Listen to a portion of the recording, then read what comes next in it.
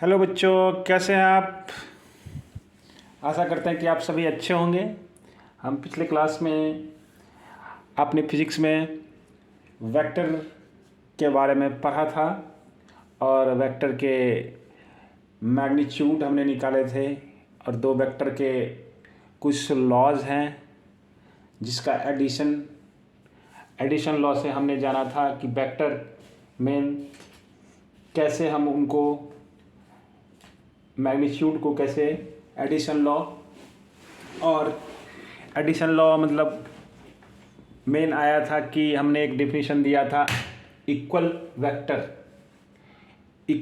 से हमने क्या किया था, और एक पैरेलल वेक्टर का हमने आपको डिफिनीशन दिया था कि equal vectors those two vector are called equal vector if magnitude of A equal to magnitude of B. तो उसी और एक वेक्टर लिया था parallel, A vector and b vector are called parallel if a vector can be written as something constant multiplied by vector b। तो हम उसी आधार पे क्या किए थे, पैरेललोग्राम लॉ को हमने क्या किया था और ट्रायंगल लॉ को डिस्कस किया था। मेन क्या था, ट्रायंगल लॉ ही था। तो हमने क्या किया था, इक्वल वेक्टर को ऐसे लिखा था, टू वेक्टर इक्वल वेक्टर्स, है ना। यहीं से हमारा जो हुआ था स्टार्ट हुआ था। और तो इसके बाद मैग्नीट्यूड इक्वल और इसके डायरेक्शन मतलब कि क्या थे, पैरेलल थे। ये सारे वेक्टर क्या हैं, तो इससे ही आया था ट्रायंगल लॉ, जिसमें हमने देखा था कि दो वेक्टर को अगर हमें ऐड करना है ना, तो दो वेक्टर को ऐड करना है तो हम क्या किए थे, इसको ऐड कर दिए थे। तो इसको लिखे थे a प्लस बी। कैसे लिखे थे, इसके टेल हेड से दूसरे वेक्टर को टेल को जोड़ते हुए, और इसके टेल से हेड को, पहले वेक्टर के टेल से दूसरे वेक्टर को हेड को ज्वाइन किया था। ये आप ट्रायंगल लॉ एडिशन भी इसको कह सकते हैं। बट इसमें एक सोचने वाली बात है कि आप जैसे हमने उस दिन तो इसको बताया था, उसके बाद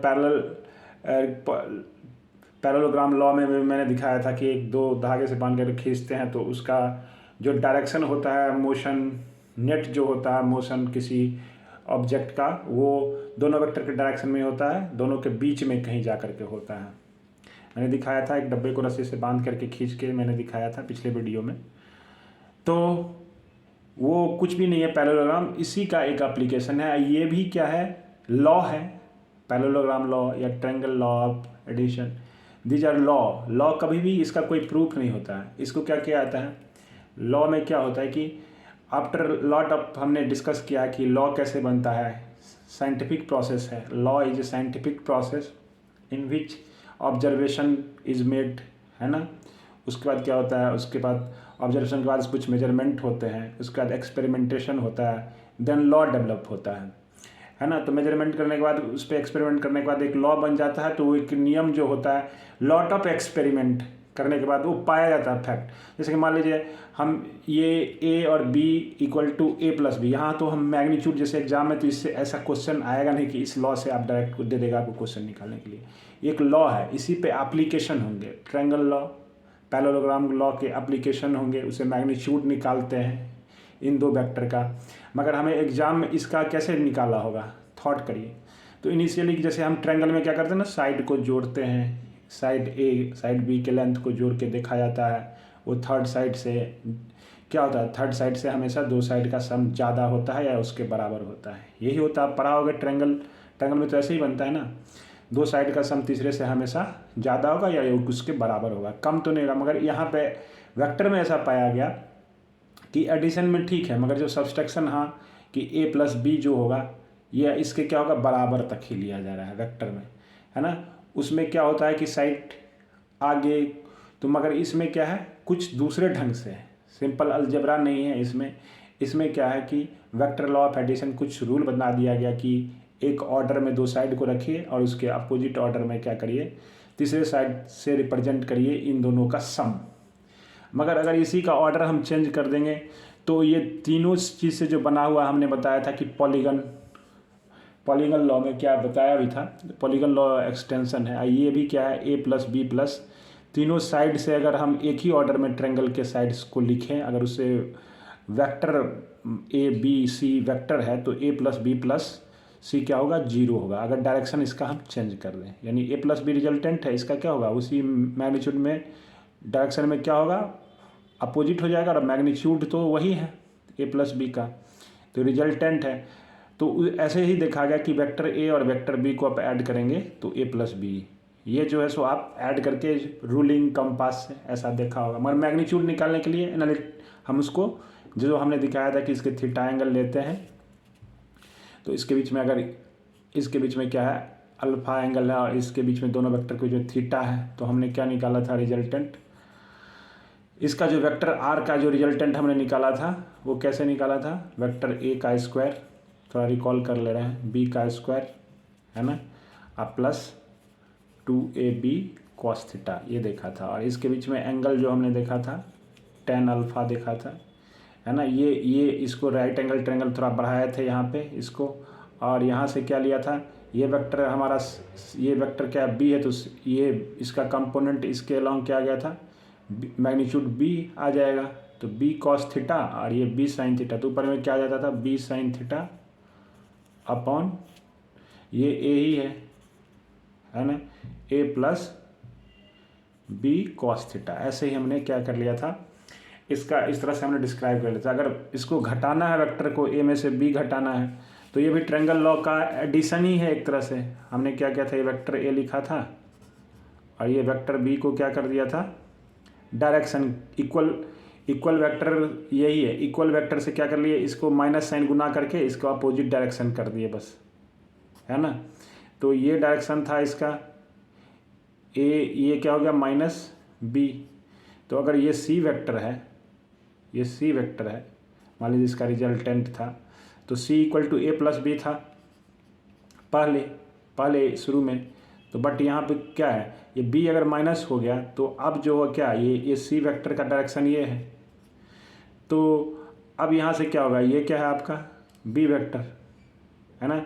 तो सी में अगर हम माइनस बी जोड़ेंगे तो क्या हो जाएगा, ये नेट रिजल्टेंट क्या हो जाएगा, ए वेक्टर इक्वल टू, बताइए, ये जो वेक्टर होगा यहाँ पे, ये रिजल्टेंट तो यही होगा ना, ये हेड हो गया, इसके टेल को दिए, तो यहाँ से टेल से हेड जोड़ेंगे तभी तो आएगा ट्रायंगल लॉ। तो यानी ये जो रिजल्टेंट आ रहा है वो क्या रहा है, सी माइनस बी,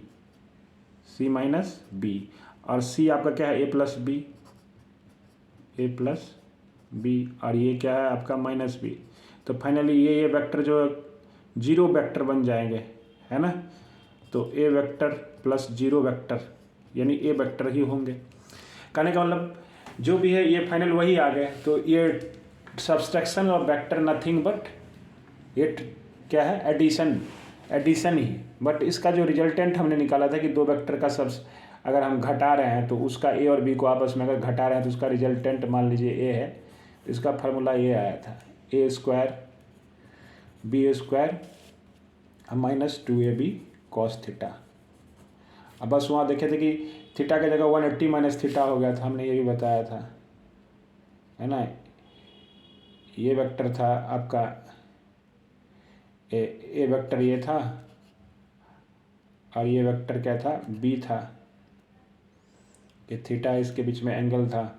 तो ये अगर हम इधर लाएंगे तो 180 माइनस थीटा हो जाएगा, इसको अगर हम घटा रहे हैं 20, है ना, तो क्या हो जाएगा 180 माइनस थीटा, है ना। और इसका जो रिजल्टेंट पास हुआ था ऐसे आर, तो कहने का ये जो रिजल्टेंट देगा इधर देगा मगर घट के देगा, तो इसका 180 माइनस थीटा एंगल क्या हो जाएगा, इसमें जो चेंज होगा 180 माइनस थीटा करके इसमें सारे चीज़, तो यहाँ पे क्या हो जाएगा बी साइन 180 माइनस थीटा। तो इसमें साइन थीटा में चेंज नहीं होता क्योंकि सेकेंड क्वाड्रेंट में साइन थीटा का वैल्यू क्या होता है, add sugar to coffee, sine क्या होता है उसमें सेकंड में पॉजिटिव ही रहता है। तो 180 में से थीटा यानी साइन सेकंड क्वाड्रेंट में है, 180 में से घटाएंगे तो सेकंड में ही जाएगा ना, सही करा हम ना। और कॉस 180 माइनस थीटा यहीं पे क्या हो जाएगा माइनस कॉस थीटा, तो नीचे में सिर्फ इसके मैग्नीट्यूड में जो आ गया था अंतर, ये आपका अल्फा tan अल्फा जो आया था इसमें क्या हुआ था बी साइन थीटा अपॉन ए माइनस बी कॉस थीटा, क्योंकि कॉस 180 माइनस थीटा क्या हो जाएगा कॉस थीटा, तो बस इतना ही फ़र्क था इसमें। यहाँ तक होने के बाद दोस्तों अब हम जो है अब कुछ प्रॉपर्टीज ऑफ रह गया था, properties of vector addition. Vector addition को देख लेते हैं। दो वेक्टर के जो रूल हैं, अब ये पढ़े होंगे अलजेब्रा में भी कि कम्यूटेटिव लॉ, जैसे दो रियल नंबर को जोड़ते हैं, 2 + 3 एक ऑपरेशन है, तो 2 + 3 3 + 2 ये बराबर होता है, यानी 5 है। ये ऑपरेशन को यहाँ पे अगर हम माइनस कर दें, 2 - 3 3 - 2, तो ये इक्वल नहीं होंगे, क्योंकि ये -1 हो जाएंगे और ये 1 हो जाएंगे, इक्वल नहीं होंगे। तो यही देखना था। उसी तरह से मल्टीप्लिकेशन में 2 × 3 = 3 × 2 होता है ना, 6 होगा। पर डिवीजन में क्या हो जाएगा, ये मामला थोड़ा गड़बड़ा जाएगा। अब ये क्या होगा, 2/3 हो जाएगा, यानी 3 × 6 = 18, लगभग 0.66 आएगा बार, और ये कितना हो जाएगा 1.5। ये पढ़े होंगे, है ना, प्राइमरी में। तो ये क्या है, डिवीजन भी, ये ऑपरेशन डिवीजन जो है बराबर नहीं है। मल्टीप्लिकेशन है, multiplication addition holds commutative law, है ना, होल्ड्स कम्यूटेटिव लॉ। क्या वेक्टर के लिए ये प्रोसेस सही है, यानी कि ए वेक्टर प्लस बी वेक्टर्स, क्या B vector plus A vector के बराबर है? ये एडिशन लॉ वेक्टर के जो इसको कहते हैं कम्यूटेटिव लॉ को क्या होल्ड करता है, सारी चीज़ के लिए देखना चाह रहे हैं हम। तो इसके लिए हम क्या करेंगे, वही आपका ट्रायंगल लॉ को अपनाएंगे, जो ए वेक्टर था और बी वेक्टर था, है ना, उसको हमने ऐड किया था, तो ए प्लस बी लिख दिया, है ना। और पैरेलल वेक्टर के कॉन्सेप्ट से ए वेक्टर्स, है ना, इक्वल वेक्टर के कॉन्सेप्ट से और पैरेलली इसको शिफ्ट कर सकते हैं। तो अब क्या करेंगे, हम बी वेक्टर को थोड़ा इधर लाएंगे, इधर, है ना, तो बी इसको थोड़ा हम बड़े करके लिखेंगे तो थोड़ा अच्छा से समझ में आएगा, है ना। ए वेक्टर है आपका, है ना, और ये क्या है आपका बी वेक्टर। तो ये आपका क्या हो गया, ए प्लस बी, ये क्या हो गया ए प्लस बी वेक्टर। किसके हिसाब से, ये जो वेक्टर हो गया ए प्लस बी ट्रायंगल लॉ के एडिशन से, है ना। इसका क्या था, हेड से पहले वेक्टर के हेड को दूसरे वेक्टर के टेल को ज्वाइन किए, तो फिर यहाँ टेल से पहले वेक्टर को दूसरे वाले के हेड में ज्वाइन कर दिए, तो रिजल्टेंट आता है आर, है ना। ए प्लस बी को तो हमने लिख दिया, क्या ये बराबर है कि नहीं। अब क्या बी प्लस ए करा है, तो इसको हम यहाँ से नहीं कर सकते हैं, तो इसको थोड़ा शिफ्ट कर लेते हैं, है ना, पैरेलली। तो पैरेलली शिफ्ट करेंगे तो क्या हो जाएगा, यानी ये आपका पैरेलल हो गया बी। तो बी वेक्टर आपका जैसे कि वैसे ही है, equal vector can B translate parallel, है ना, विदाउट इफेक्ट किए, किसी को प्रभावित किए। तो बी क्या है, ये बी इक्वल है, इसको शिफ्ट कर दिए इक्वल वेक्टर के प्रॉपर्टी से। अब ए जो ए वेक्टर भी है वो भी इक्वल होगा, आप अपने आप का ही इक्वल होगा, तो इसको भी पैरेलल शिफ्ट कर दीजिए, पैरेलल ही रहेंगे, कोई फर्क नहीं पड़ेगा। Equal vector are parallel and magnitude में इक्वल, उस कॉन्सेप्ट को यूज करके, है ना। हवाई कुछ नहीं हो रहा है ना, कोई जादू नहीं हो रहा दोस्तों। तो ए को फिर हम पैरेलली शिफ्ट करेंगे, तो इसके पैरेलल बिल्कुल लिखेंगे, तो ऐसे कुछ बनेगा। ये सब रूलिंग और कंपास का खेला है, तो इसको लोग कहते हैं ग्राफिकल मेथड भी कहते हैं। ये सब कुछ ऐसा है नहीं, और इससे आपको बस कॉन्सेप्ट बनेगा, क्वेश्चन पूछा नहीं जा रहा है ना। ट्रायंगल लॉ का जो एडिशन है, कम्यूटेटिव लॉ का एडिशन जो है, हाँ, बस आपको जो स्कूल लेवल है उसके एग्जाम में बस लिखने के लिए दिया जा सकता है, मगर ये IIT JEE या नीट में ऐसा पूछा नहीं जाएगा, है ना। तो ए प्लस बी, है ना, यहाँ ये पूछा जा सकता है कि कौन सा ट्रायंगल लॉ का ये होल्ड कर रहा है, ये क्वेश्चन आ सकता है, दे देगा, एक ऑर्डर में दे देगा, एक डिसऑर्डर कर देगा, वो दे देगा, अलग बात। अब देखिए यहाँ पे क्या है, बी वेक्टर, ये क्या है आपका ए वेक्टर हो गया। अब देखिए इसका हेड जहाँ पे ख़त्म हुआ टेल स्टार्ट हो गया, तो अब क्या करेंगे, इसका रिजल्टेंट क्या होगा, इसके टेल से इसको हेड को मिला दीजिए, तो देखिए वही ऑर्डर फॉलो हो रहा है कि नहीं जो पहले था ए प्लस बी का, यानी ये क्या है बी प्लस ए भी है ना, इसी डायरेक्शन में बी प्लस ए है ना पहले से। तो ऑब्वियस है देखने से a plus b equal to b plus a, तो ऑलवेज ऑलवेज ऑलवेज ट्रू, है ना। तो कम्यूटेटिव लॉ क्या है, commutative law holds for vector to vector additions, है ना। अब क्या एक एसोसिएटिव लॉ होता है। एसोसिएटिव लॉ कहता है कि दो वेक्टर को, तीन वेक्टर है ना, एसोसिएटिव है कि नहीं। अब देखिए ए को बाहर रखिए, बी प्लस सी को जोड़ दीजिए, बाद में ए को जोड़िए। या कह रहा है कि भाई नहीं ऐसा नहीं भाई, पहले हम बी को ही जोड़ेंगे एंड सी को छोड़ देंगे। ठीक है, पहले हम बी को जोड़ लेंगे। तो एसोसिएशन हो रहा है कि नहीं, ये एसोसिएटिव लॉ को होल्ड कर रहा है कि नहीं, यानी कि बायां बराबर दायां हो रहा है कि नहीं। तो इसलिए हम फिर क्या करेंगे, ट्रायंगल लॉ ही लगाएंगे पॉलीगन लॉ के हिसाब से। देखिए इसमें करेंगे, पहला वेक्टर आप ए है ना, ए वेक्टर को आप कह रहा है कि बी और सी को, है ना, बी लिखिए। तो पहले हमें बी और सी लिखना चाहिए था, जो भी है ए प्लस बी प्लस सी लिख देते हैं, कोई बात नहीं। तो ये बी लिख दिया है ना, ए प्लस बी को ही पहले कर देते हैं, बाद में कर देंगे उल्टा, है ना। ए प्लस बी को, तो ए प्लस बी को हम लिखते हैं दायां साइड से। ए प्लस बी क्या हो जाएगा, ये हो जाएगा ए प्लस बी, कुछ भी होगा वेक्टर, ये आपका क्या हो जाएगा, सी वेक्टर। तो ए प्लस बी आपको दिखाना है कि ए प्लस बी प्लस सी क्या है, इक्वल हो रहा है कि नहीं। ये आपका क्या है, सी वेक्टर। ऐसे एक ऑर्डर में ले लिया हमने, है ना, तीनों को जोड़ना है इसलिए तो एक ही ऑर्डर में लेंगे ना। ठीक है, तो ए प्लस बी प्लस सी, तो हमने क्या किया, ए प्लस बी को जोड़ा, तो ये क्या आ गया,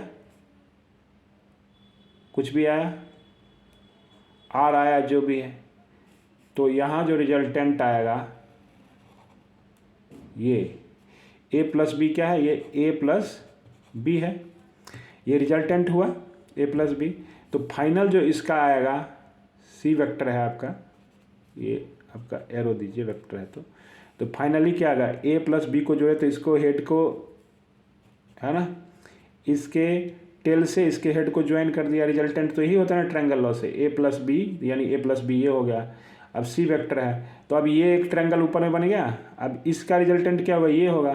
तो ये क्या होगा, ए प्लस बी, पहले जोड़े थे इसलिए ए प्लस बी को लिख दीजिए, और ये सी आ गया। ठीक है, कोई दिक्कत नहीं होना चाहिए दिक्कत।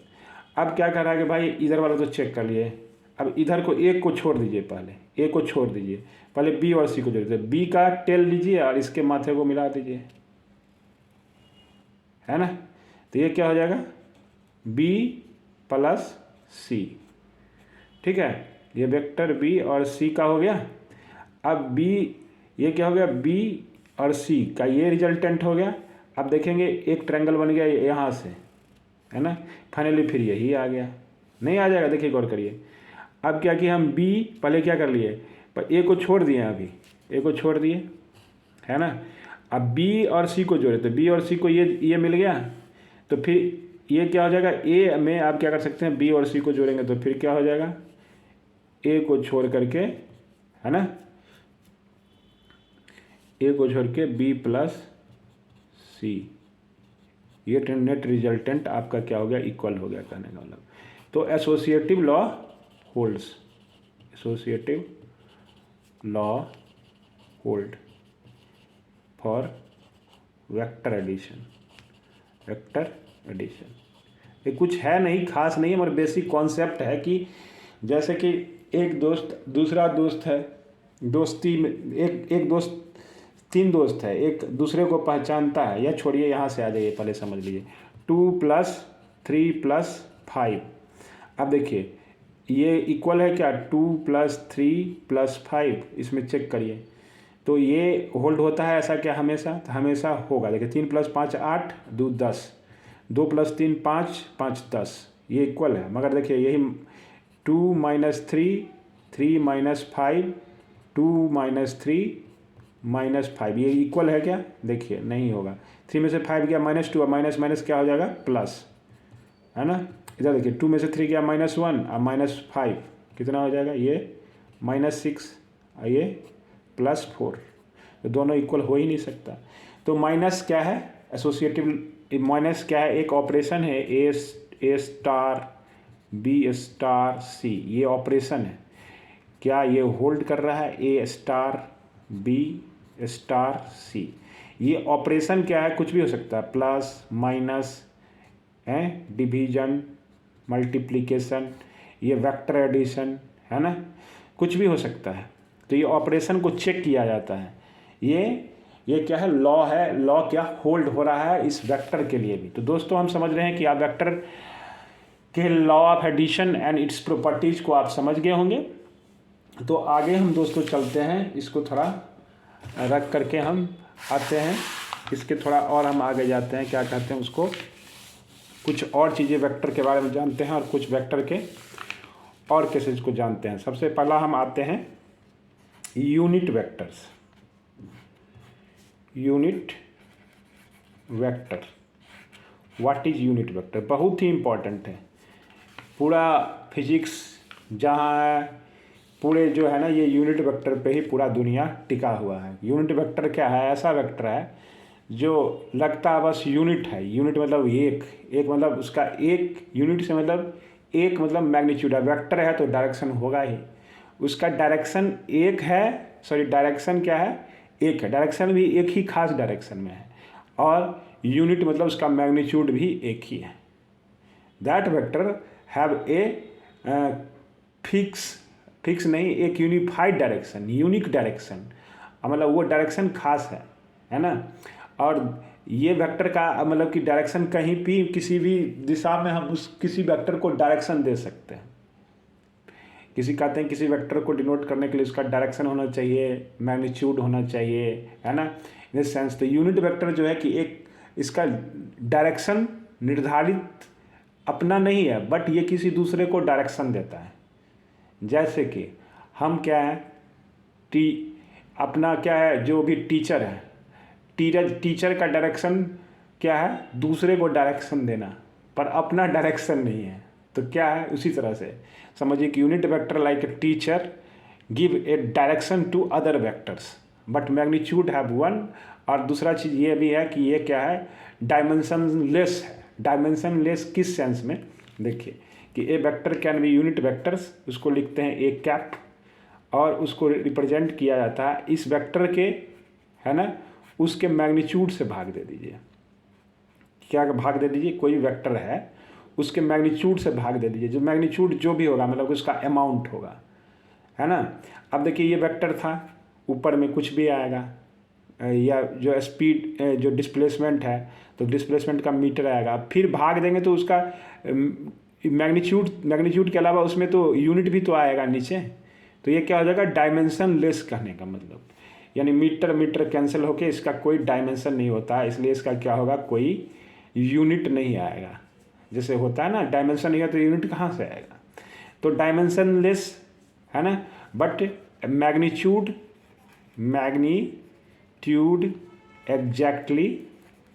एग्जैक्टली क्या है, 1।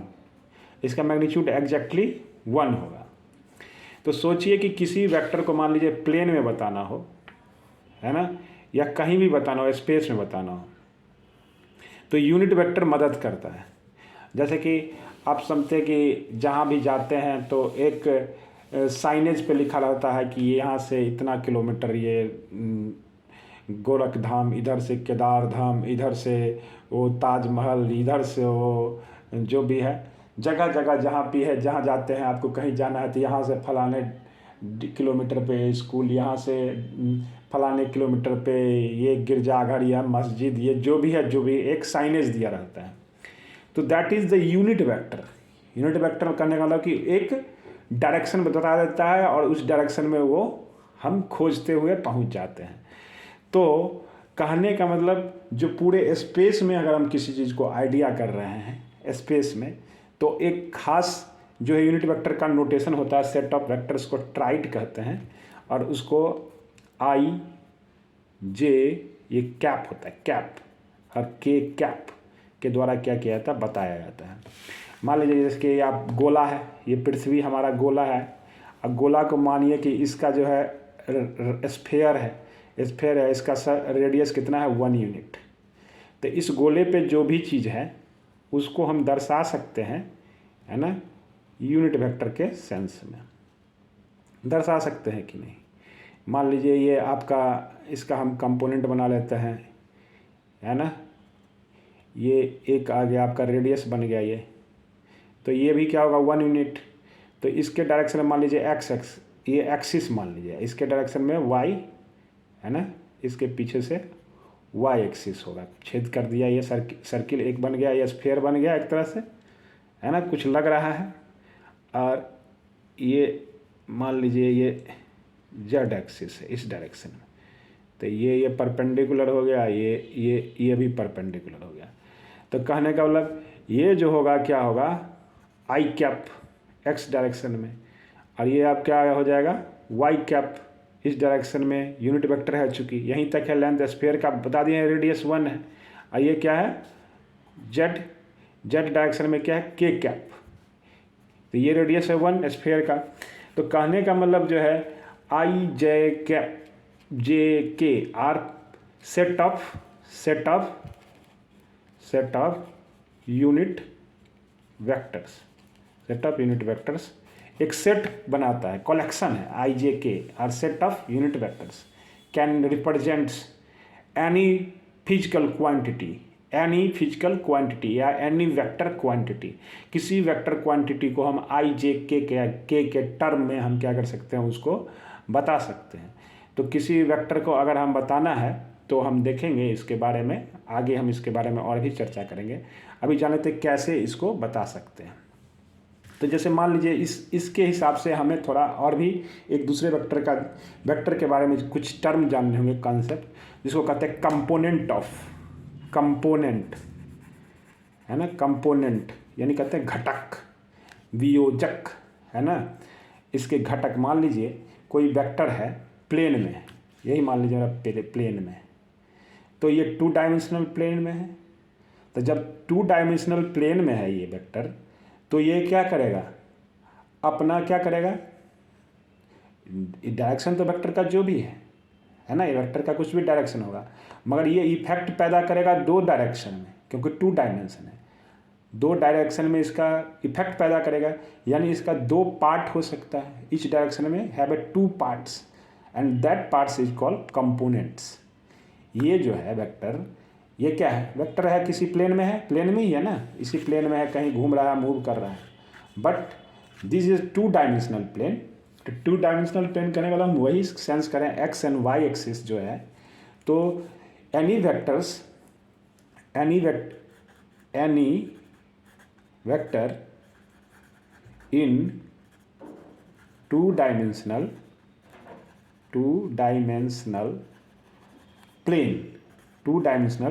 plane can produce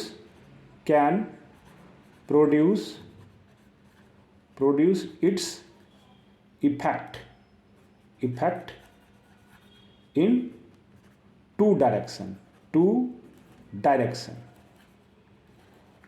में इफेक्ट अपना अधिक से अधिक स्पेसिफाई कर सकता है कि नहीं, कर सकता है। इसमें तो कोई दो राय नहीं है, 2 डायरेक्शन में तो जरूर ये अपना इफेक्ट पैदा कर सकता है।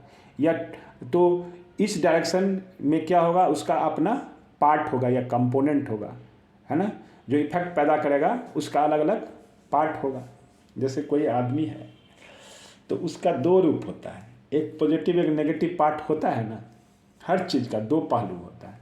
तो 2 डायमेंशन में तो 2 इसका क्या होगा, 2 डायरेक्शन में क्या करेगा, ये इफेक्ट पैदा कर सकता है। यही स्पेस में हो गया तो 3 डायमेंशन में हो गया, तो 3 डायरेक्शन में ये इफेक्ट पैदा कर ही सकता है, एक अपने प्लेन में और एक क्या हो सकता है, अपने प्लेन के परपेंडिकुलर कर सकता है कि नहीं। तो that part is called 2 dimensional plane can be produce its effect in 2 parts, क्या 2 part. then effect in each part is called component of vectors, and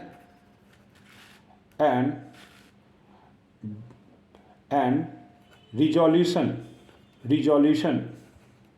है ना, resolution its component can be written in terms of unit vectors, कैसे लिखा जा सकता है? Unit vectors के term में लिखा जा सकता है, क्योंकि वो टू डायरेक्शन में, जैसे टू डायरेक्शन में आएगा तो उसके यूनिट वेक्टर के टर्म में लिखा जा सकता है। नहीं, जैसे मान लीजिए ये हमारा क्या हो गया, एक्स एक्सिस और ये वाई एक्सिस, तो इसके हम जो कोई भी वेक्टर है, ये वेक्टर है, तो इसका एक्स वाई के रिफरेंस में क्या होगा, यहाँ से जो भी आया यहाँ पे जो भी आएगा एक्स डिस्टेंस होगा, है ना, और वाई के रेफरेंस में होगा वाई डिस्टेंस। तो एक्स डायरेक्शन में जो भी होगा इसका इफेक्ट, तो इसका एक्स डायरेक्शन में इफेक्ट तो एक्स आई हो जाएगा, और वाई डायरेक्शन में इफेक्ट क्या होगा, वाई जे होगा, होगा कि नहीं?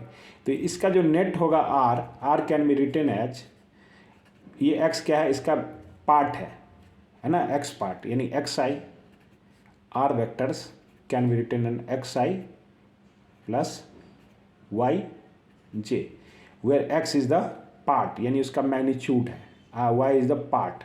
जैसे कि ये कैसे हम कहें, तो इसको हम ये ट्रायंगल लॉ की मदद से करेंगे कि इसका एक्स पार्ट, एक पार्ट एक्स डायरेक्शन में या वाई डायरेक्शन में वाई पार्ट है ना, तो X part and Y part triangle law से हो जाएगा। अगर ये थीटा बनाया है तो अभी हम पढ़ेंगे इसका, तो इसका जो है resolution of component resolving of component से पहले हम थोड़ा पढ़ लेते हैं इसका projection. What is projection of R?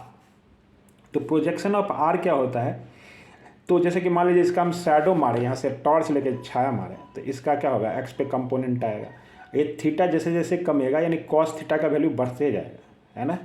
ये वेक्टर अगर शिफ्ट करेगा किसी पैरेलल लाइन के, देखिए यही जैसे हमारा है पेन है ना, जैसे इससे देखिए आप, ये क्या है, जैसे हम थीटा को बढ़ाएंगे इसका शैडो का साइज बढ़ता जाएगा, है ना, जैसे खड़ा करेंगे तो ये क्या होगा, कम होगा, जैसे जैसे इसको बढ़ाएंगे बढ़ता जाएगा। यानी आर का जो प्रोजेक्शन है एक्स एक्सिस के अलॉन्ग क्या होगा, ये थीटा है उसके उस पर डिपेंड करेगा, तो इसको कहते हैं, है ना, इसका प्रोजेक्शन। तो इसका प्रोजेक्शन एक्स एक्सिस के अलॉन्ग है ना, तो एक्स एक्सिस के अलॉन्ग जो प्रोजेक्शन होता है आर का, वो क्या होता है, R cos theta, R cos theta. और वाई एक्सिस के अलॉन्ग प्रोजेक्शन क्या होता है, तो आर कॉस थीटा क्या होता है, एक्स एक्सिस के अलॉन्ग प्रोजेक्शन, तो इसका एक कंपोनेंट क्या कहलाता है, आर एक्स। और वाई एक्सिस के अलॉन्ग प्रोजेक्शन क्या होता है, आर साइन थीटा, तो ये क्या कहलाता है इसका, तो ये क्या कहलाता है, X component, X component of R. ये क्या कहलाता है, वाई कंपोनेंट ऑफ आर।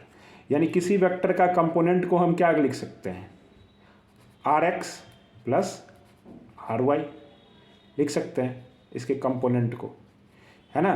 तो आर एक्स क्या होगा, R cos theta, R X क्या होगा, आर कॉस थीटा, और आर वाई क्या होगा, आर साइन थीटा। तो इसके कंपोनेंट को लिख सकते हैं, किसी वेक्टर के कंपोनेंट को हम इस तरह से लिखा जा सकता है, R X and R Y. तो इसको हम अगर इस ढंग से थोड़ा देखें, है ना, ये थीटा बना रहा है एक्स एक्सिस के अलॉन्ग, ठीक है, तो ये क्या हो जाएगा, ये अगर मान लीजिए ए वेक्टर है तो इसका क्या हो जाएगा, ए एक्स होगा इस एक, और क्या होगा, ए वाई होगा ट्रायंगल लॉ से, तो इसको वेक्टर ए है, ये भी वेक्टर है, ये भी वेक्टर है, तो ए वेक्टर को क्या लिख सकते हैं, ए एक्स वेक्टर प्लस ए वाई वेक्टर लिख सकते हैं कि नहीं, है ना। तो इसको अगर हम आई और जे में कंबाइन करके अगर लिखना चाहें तो ए वेक्टर को हम ऐसे लिख सकते हैं, ए एक्स हमारा क्या होगा, ए कॉस थीटा, ए कॉस थीटा, है ना, लिख सकते हैं ना। तो ये डायरेक्शन नहीं है तो अब मैग्नीट्यूड हो गया, ये क्या हो जाएगा, आई के लॉन्ग। और ए वाई को क्या लिख सकते हैं, ए साइन थीटा जे के लॉन्ग, क्योंकि ये थीटा तो स्केलर है ना, ये भी स्केलर है, ये भी स्केलर, क्योंकि मैग्नीट्यूड हो गया, है ना, ए का दो कंपोनेंट हो गया, तो इसको कहते हैं Cartesian form of representation of vector. क्या कहते हैं, कार्टेशियन फॉर्म, जो एंगल में और क्या है, आई और जे में जब वेक्टर को लिखा जाता है ना, तो कार्टेशियन फॉर्म। अब वैसे अगर लिखते हैं रेक्टेंगुलर फॉर्म में, है ना, तो वेक्टर आर इक्वल टू क्या लिखते हैं, R X plus R Y, ठीक है। तो इसके बीच में एंगल अगर हम थीटा है तो टेन थीटा अगर हम लिखना चाहें तो अगर आर मानते हैं तो tan थीटा क्या हो जाएगा, RY/RX, या अगर A लिखते हैं तो AX/AY। तो दोस्तों कहने का मतलब है किसी भी वेक्टर को उसके कंपोनेंट के फॉर्म में उसके हम लिख सकते हैं, और यहाँ पे जो भी वेक्टर है ना, उसके कार्टेशियन फॉर्म में रिप्रेजेंट कर सकते हैं।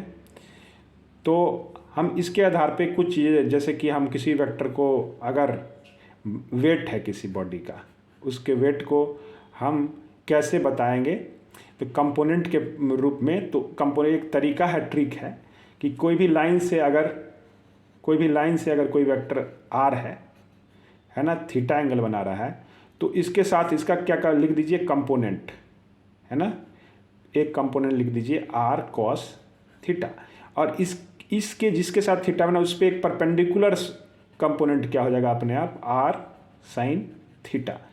एक जो जिसके साथ है उसके साथ क्या बनाएगा हमेशा, कॉस, यानी आर क्या होगा, किसी इसके साथ जो एंगल बनाया उसके साथ हमेशा बनाएगा कॉस। तो अपने आप इसके जो आर कॉस थीटा है दूसरे वाले के साथ क्या होगा, जो अलग होगा वो क्या हो जाएगा, या इसके जिसके साथ एंगल नहीं बना है तो दूसरा कंपोनेंट क्या हो जाएगा आर का, आर साइन थीटा। तो किसी वेक्टर को मैंने बताया कि दो डायमेंशनल प्लेन में है, तो उसका दो इफेक्ट होगा, दो पार्ट होगा। तो जिसके साथ एंगल बनाया है वो वेक्टर, है ना, जिस पार्ट के साथ, तो वो क्या हो जाएगा आर कॉस थीटा, और जिसके साथ एंगल नहीं बनाया है वो क्या हो जाएगा आर साइन थीटा। हमने ये प्रोजेक्शन को भी समझाने का कोशिश किया, क्या है, छाया, शैडो, है ना। तो जितना ये क्या होगा, एंगल नीचे होगा तो कॉस थीटा क्या होता है, एंगल बढ़ने से क्या होता है, घटता है, और घटने से क्या होता है, बढ़ता है। तो इसका छाया क्या होगा, जब जितना झुकेगा, मतलब कि जिससे बना रहा है एंगल, तो क्या होगा, थीटा क्या होगा, डिक्रीज। तो थीटा डिक्रीज तो cos theta decrease, cos theta ही तो डिक्रीज होगा, साइन थीटा इसलिए नहीं होता, आर कॉस थीटा इसलिए होता है ना। तो क्योंकि थीटा डिक्रीज होने पे कॉस थीटा बढ़ता है। तो प्रोजेक्शन क्या होगा, ये बढ़ भी रहा है, देख रहे हैं प्रैक्टिकली भी बढ़ रहा है, शैडो जो है इसका बढ़ेगा, जब इस झुकेगा तो क्या होगा, शैडो बढ़ेगा। पीछे अगर कोई सोर्स ऑफ लाइट है, यहाँ पीछे देखेंगे प्रैक्टिकली करके, सूर्य के समय में क्या होता है ना, जब आप शाम होता है तो हर चीज़ का शैडो क्या हो जाता है, बढ़ने लगता है, क्योंकि पीछे चला जाता है सन उसके। तो यानी कि प्रोजेक्शन उसका क्या होता है, हर बॉडी का क्या होता है, बढ़ने लगता है। या अपोजिट में अगर कोई चीज़ है तो मॉर्निंग में क्या होगा, वो उसके हिसाब से है। तो कहने का मतलब पीछे अगर सोर्स है, अगर इस पर छाया ले रहे हैं, तो चूंकि थीटा डिक्रीज तो cos theta increase, therefore projection का हाइट भी बढ़ेगा, और उसके वही थीटा इंक्रीज तो कॉस थीटा डिक्रीज, है ना। तो कहने का मतलब प्रोजेक्शन क्या हो गया, आप समझ गए होंगे, प्रोजेक्शन से ही कंपोनेंट आया जिस प्लेन में है उसके हिसाब से। अगर जिस स्पेस में है यानी 2D में है तो इसका 2 कंपोनेंट होगा, 3D में है तो 3 कंपोनेंट होगा। तो कहने का मतलब इन जनरल अगर हम किसी वेक्टर आर है तो उसके कंपोनेंट को हम क्या लिख सकते हैं, अगर 3 डायमेंशन में, तो आर वेक्टर है तो RXi, RYj, RZk ऐसे लिख सकते हैं, क्योंकि 3 होते हैं IJK यूनिट वेक्टर्स। अब देखिए यूनिट वेक्टर के जब हमने चर्चा कर लिया, तो यूनिट वेक्टर के अलावा हम इसके मैग्नीट्यूड कैसे लिखेंगे, यूनिट वेक्टर के जैसे मान लीजिए हम रिप्रेजेंटेशन कैसे करेंगे किसी वेक्टर को। तो मान लीजिए अगर जो प्लेन में लिखना है ए वेक्टर को, है ना, वेक्टर ए को हम लिखना चाह रहे हैं, है ना, ऐसे। तो अगर ये फर्स्ट क्वाड्रेंट में है तो फर्स्ट क्वाड्रेंट में क्या हो जाएगा, ए कॉस थीटा आई प्लस ए, ये वेक्टर अगर यहाँ होंगे तो अगर थीटा बनाया होंगे तो इसका एंगल क्या होगा, ए कॉस थीटा आई, और ए एक्स के साथ ए साइन थीटा जे, यही होंगे इसके। इधर क्या हो जाएंगे, अगर इसका हम इसको यूनिट वेक्टर के डायरेक्शन में लिखना चाहें तो ये कैसे लिखेंगे, ए कॉस थीटा आई प्लस ए साइन थीटा जे। इसका मैग्नीट्यूड क्या होगा, मैग्नीट्यूड से भाग देंगे तो a square cos square theta, A square sine square theta, तो क्या हो जाएगा ए स्क्वायर कॉस स्क्वायर थीटा, इसका एक्स कंपोनेंट मैग्नीट्यूड तो यही होगा, है ना। इसका अब इसका मैग्नीट्यूड हम यहाँ से चर्चा कर लेते हैं। आर बराबर क्या था आपका, आर एक्स आई और आर वाई जे। तो आर एक्स क्या आया था, आर एक्स आपका आया था R cos theta, R X क्या होगा आर कॉस थीटा, और आर वाई क्या होगा आर साइन थीटा। क्यों, क्योंकि देखिए ये राइट एंगल ट्रायंगल जब भी होगा और ये क्या हो गया आपका आर एक्स है, ये आर वाई है ना, एक्स एक्सिस के लॉन्ग वाई एक्सिस के लॉन्ग, ये आर है, तो ये आर कॉस थीटा, ये आर एक्स क्या होगा आर कॉस थीटा, इसका थीटा एंगल बनाया है तो ये इसके लॉन्ग आर कॉस थीटा होगा, ये क्या होगा आर साइन थीटा। तो जब इसका स्क्वायर करेंगे तभी तो ये परपेंडिकुलर और बेस का स्क्वायर इक्वल टू हाइपोटेनस का स्क्वायर, यानी R X square plus R Y square यानी आर स्क्वायर। तो आर स्क्वायर क्या होगा रूट अंडर आर, क्या होगा root under magnitude of R X square plus R Y square. क्यों ऐसा हुआ, क्योंकि ये दोनों के बीच में 90 डिग्री ये एंगल जो है vector R X and R Y के बीच में, यहाँ थीटा एंगल नहीं है, अब क्या है 90 डिग्री है। रिजल्टेंट भले ही जो भी है थीटा है, तो हम ये नहीं देखते, हम बस यहाँ टेन थीटा देखेंगे कि कितना बनाया हुआ है ना, टेन थीटा देखेंगे कि कितना बनाया हुआ है। टेन थीटा क्या होता है आर वाई बट्टे आर एक्स। और वहाँ रिजल्टेंट में फार्मूला में देखे हुए कि दो वेक्टर ए और बी अगर थीटा बनाया है तो a square plus b square plus 2ab cos theta, तो इनके बीच एंगल कितना है 90 डिग्री। तो उसके चलते क्या 2rx आर वाई कॉस 90, तो जीरो हो जाएगा। तो आर एक्स आर वाई है, तो आर एक्स आपका क्या है आर कॉस थीटा, तो R square cos square theta, R square sine square theta. तो ये जब क्या होगा आर स्क्वायर कॉमन आ जाएगा, ये cos square theta plus sign square theta क्या हो जाएगा 1 हो जाएगा। तो यानी आर ही आया, ऑब्वियस होना भी चाहिए, आर आर बराबर ये प्रूफ हो गया कि नहीं। तो कहने का मतलब यहाँ पे भी यहाँ पे भी क्या होगा, इसका जो मैग्नीट्यूड से भाग देंगे तो क्या हो जाएगा ए ही आएगा, इसका पूरा मैग्नीट्यूड क्या आएगा ए। तो ए से ए कट जाएगा, ए से ए कट जाएगा, तो है ना कट जाएगा कि नहीं, कॉस स्क्वायर थीटा और ए स्क्वायर साइन स्क्वायर थीटा। तो यानी क्या हो जाएगा कॉस थीटा आई और साइन थीटा जे। ये क्या हो गया इसका, अगर हम लिखना चाहें इसका मीनू आर बराबर ए कॉस थीटा और ए साइन थीटा, यही इसका मैग्नीट्यूड। अगर हम यूनिट वेक्टर के अलॉन्ग, तो इसका यूनिट वेक्टर अगर लिखना चाहें ए कैप, तो ये इसी तरह से आएगा कॉस थीटा आई, आई साइन थीटा जे। ठीक है, तो मगर ऐसे हम लिखने का तरीका है कि जैसे आई प्लस जे, इधर क्या हो जाएगा आई माइनस जे, किसी भी वेक्टर को अगर हम इसका होगा, क्योंकि इसका क्या होगा वो सॉरी माइनस आई, यहाँ जे होगा, यहाँ क्या होगा माइनस आई माइनस जे, यहाँ क्या होगा क्योंकि एक्स के इधर क्या होंगे ये भी नेगेटिव होंगे, ये भी नेगेटिव होंगे थर्ड में, इसमें क्या हो जाएंगे आई क्या होगा ये पॉजिटिव हो गए तो आई, और ये क्या हो जाएंगे माइनस जे। ठीक है दोस्तों, ये सारे को है ना ऐसे कर दीजिए, कैप दे दीजिए।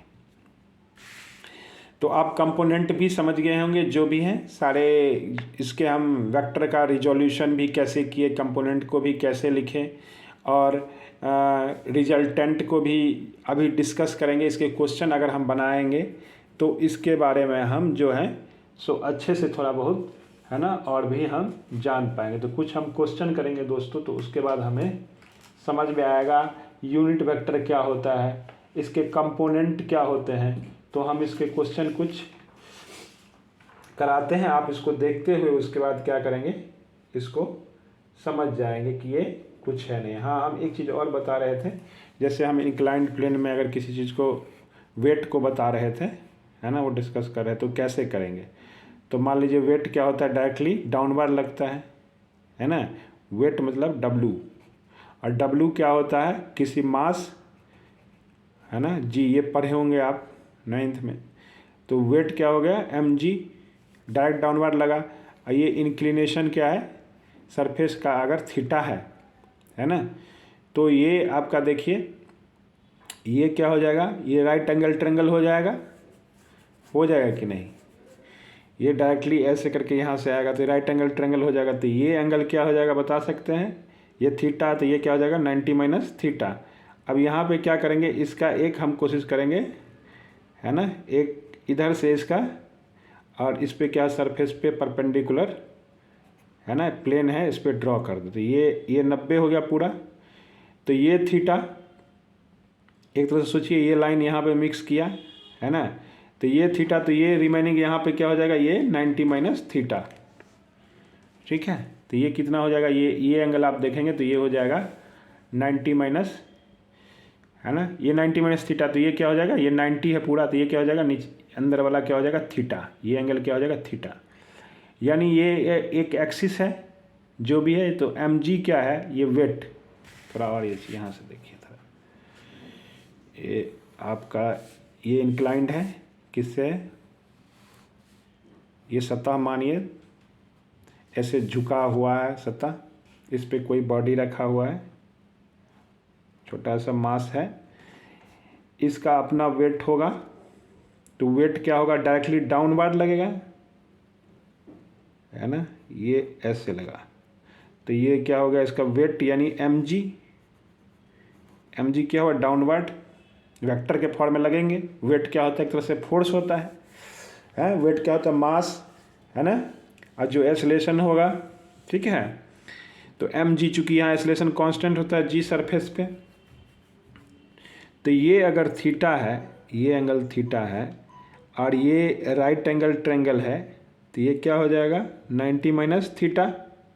मगर हमें क्या करना है, ये प्लेन के एक परपेंडिकुलर जो है सरफेस ऐसे करके, तो एक 90 डिग्री एक्स हम वाई में चाहते हैं कि बांट दें इसको, तो एक कंपोनेंट ऐसे, इसका दूसरा कंपोनेंट ऐसे। तो इसके साथ नहीं, हम नहीं लेना है 90 माइनस थीटा, तो थोड़ा कन्फ्यूजन कर रहा है ना, तो ये पूरा 90 है यहाँ से यहाँ तक, तो ये क्या हो जाएगा थीटा हो जाएगा कि नहीं। अब जिसके साथ बनाया होता है ना, एम जी किसके साथ बना रहा है, थीटा, इधर वाले के साथ, तो ये क्या हो जाएगा, बताया था कि अभी कोई वेक्टर है वो दूसरे के साथ थीटा बना रहा है, तो ये क्या हो जाएगा, एम जी क्या रहा है, एम जी एक वेट है, वेट क्या कर रहा है, इसके साथ थीटा बना रहा है, तो ये क्या हो जाएगा इसके साथ एम जी कॉस थीटा, एक कंपोनेंट हो गया कि नहीं। तो दूसरा कंपोनेंट अपने आप क्या हो जाएगा, ये component M G sine theta. उसी तरह से जी में भी होगा, ये एम छोड़ दीजिए, सिर्फ जी के लिए लेंगे, तो ये जी कॉस थीटा हो जाएगा, ये जी साइन थीटा।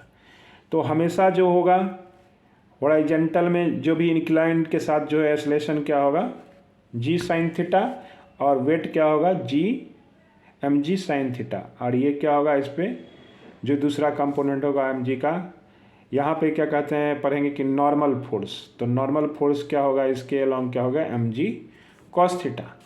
और जो भी यहाँ पे एक बॉडी को फिसलने में जो, है ना, फिसलने से जो बचाता है उसको कहते हैं फ्रिक्शन फोर्स। तो फ्रिक्शन फोर्स जो भी कहिए, इधर फिसलेगा, है ना, बॉडी अगर इधर फिसलने की टेंडेंसी है तो इधर फ्रिक्शन फोर्स लगने लगेगा।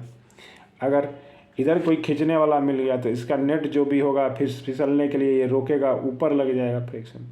तो इधर जब फिसल रहा है तो इधर फ्रिक्शन, जब इधर कोई खींच रहा है तो इधर फ्रिक्शन, तो तरह तरह का है। तो वो सिचुएशन हम बाद में देखेंगे, ठीक है, अभी कंपोनेंट समझना था, है ना, ठीक है। तो अब हम क्वेश्चन कर सकते हैं, कुछ क्वेश्चन हम करेंगे तो हमारा दिमाग क्या होगा, खुलेगा। जैसे कि मान लीजिए हमें वेक्टर को जैसे बताया कि आपको 2 यूनिट एक्स डायरेक्शन में लिखिए, एक्स डायरेक्शन में वेक्टर, तो इसको कैसे लिखेंगे, 2i, है ना। या और क्वेश्चन आपको अच्छा देते हैं, अगर हम करेंगे 3 यूनिट प्लस वाई डायरेक्शन में लिखिए, तो इसको क्या लिखेंगे, 3j। पूछ देगा 3 यूनिट एक्स डायरेक्शन में प्लस एक्स डायरेक्शन में, और 2 यूनिट वाई डायरेक्शन में, है ना, इसको लिखिए। तो आप 3 यूनिट एक्स डायरेक्शन में ऐसे कर दीजिए, है ना, और 2 यूनिट वाई डायरेक्शन में, तो 2 यूनिट वाई डायरेक्शन में लिख दीजिए, है ना। वाई मतलब परपेंडिकुलर डायरेक्शन हो गया। तो ऑटोमेटिक है, ये क्या हो जाएगा 3 और 2, तो इसको लिखने का मतलब 3i 2j, तो इसको क्या लिखेंगे 3i और 2j के द्वारा हम बताएंगे। ठीक है दोस्तों, समझ रहे हैं ना, कोई दिक्कत नहीं होना चाहिए समझने में। अगर आपको पूछ दिया कि अगर 3i और 4j से कोई वेक्टर है ना, इसको रिप्रेजेंट करिए, तो कैसे रिप्रेजेंट करेंगे, एक्स एक्सिस और वाई एक्सिस प्लेन बताइए, क्योंकि 2 डायमेंशन में इफेक्ट पैदा कर रहा है ये। और बताइए कि ये एक्स डायरेक्शन से क्या एंगल बना रहा है ना, इसका रिप्रेजेंटेशन बताइए, आपको बताने के लिए अगर बोल दिया जाए तो आप 3 यूनिट इसको बांट लेंगे, 1 2 3 है ना, और वाई में 4, 1 2 3 4 है ना, तो 3 और 4, तो 4 से और 3 से क्या कर दीजिए आप बढ़ जाइए, है ना, या 3 यूनिट यहाँ खींचिए और 4 यूनिट यहाँ खींचिए, तो 4 को यहाँ लाइए शिफ्ट करके पैरेललोग्राम ट्रायंगल लॉ से, है ना, तो 4 को यहाँ जैसे लाएंगे तो यहाँ से टेल से हेड मिला दीजिए, तो 3 और 4 में ये आ जाएगा, यानी ये जो होगा आपका क्या हो जाएगा 3i अब प्लस 4j, यही होगा 3i प्लस 4j, ये हो गया, ये वेक्टर हो गया। ये यहाँ पे आपका क्या था 3i, इसके लॉन्ग क्या था 4j। ठीक है, तो ये नेट क्या होगा 3i में। अब पूछ देगा भाई ये कितना एंगल बनाया एक्स एक्सिस से, तो क्या लिखेंगे tan थीटा और 4/3 है ना, तो y का जो भी है बट्टे 3, ये रिजल्टेंट क्या है थीटा, वही पूछ रहा रिजल्टेंट कितना बनाया, तो tan थीटा और 4/3। हम ये क्वेश्चन देखते हैं तो उससे आपको अंदाज लगेगा। ठीक है, यूनिट वेक्टर का सारा जो भी है हम क्वेश्चन मामला अभी फिट कर रहे हैं। कुछ क्वेश्चन हम जैसे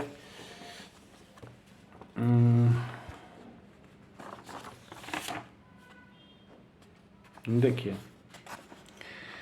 the magnitude and direction of the following vectors 3i 4j, है ना, मैग्नीट्यूड एंड डायरेक्शन पूछ रहा है, तो मैग्नीट्यूड क्या होगा, कैसे निकालेंगे मैग्नीट्यूड, ये क्या है I and J are perpendicular vectors, है ना, सारे के बीच में क्या है, यहाँ पे आई जे जब भी लिखा रहेगा तो क्या मतलब समझेंगे, ये सारे परपेंडिकुलर है, तो मैग्नीट्यूड क्या हो जाएगा, मैग्नीट्यूड मतलब ए वेक्टर है बराबर दिया हुआ है 3i और 4j, तो इसका मैग्नीट्यूड कैसे होगा, ए वेक्टर का मैग्नीट्यूड को इसका मॉड लिख देंगे। ये परपेंडिकुलर है तो इसके बीच का एंगल कितना है 90 डिग्री, यानी 3 का स्क्वायर और 4 का square.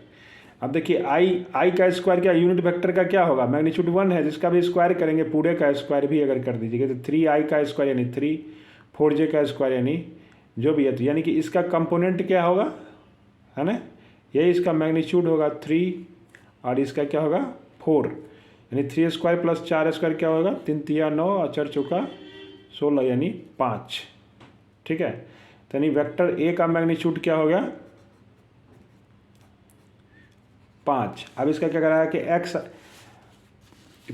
Magnitude and direction of the following vectors, find the magnitude and direction of the following vector, तो डायरेक्शन क्या होगा एक्स एक्सिस से ही पूछ रहा होगा, है ना, तो ये क्या हो जाएगा tan थीटा,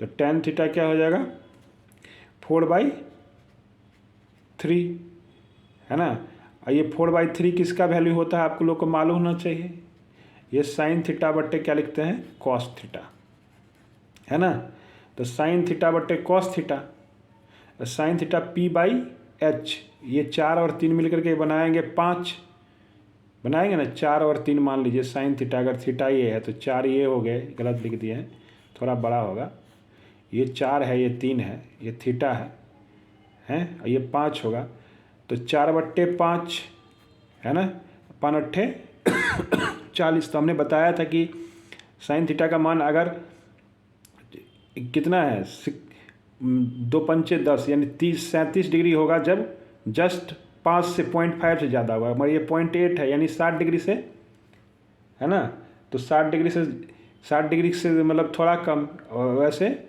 तो ये क्या है, किसका मान है, 37 नहीं है, 90 में से 37 घटाएंगे 53 डिग्री का मान है ना। साइन थीटा साइन 53/cos 53 यानी कि tan 53 डिग्री का मान है। कितना है ये, इसका एंगल कितना हो जाएगा, इसलिए तो ये कितना एंगल बनाएगा एक्स एक्सिस के साथ, ये रिजल्टेंट 53 डिग्री है ना, समझ रहे हैं। इसी तरह से इसको बताइए b = -2i + 2√3j।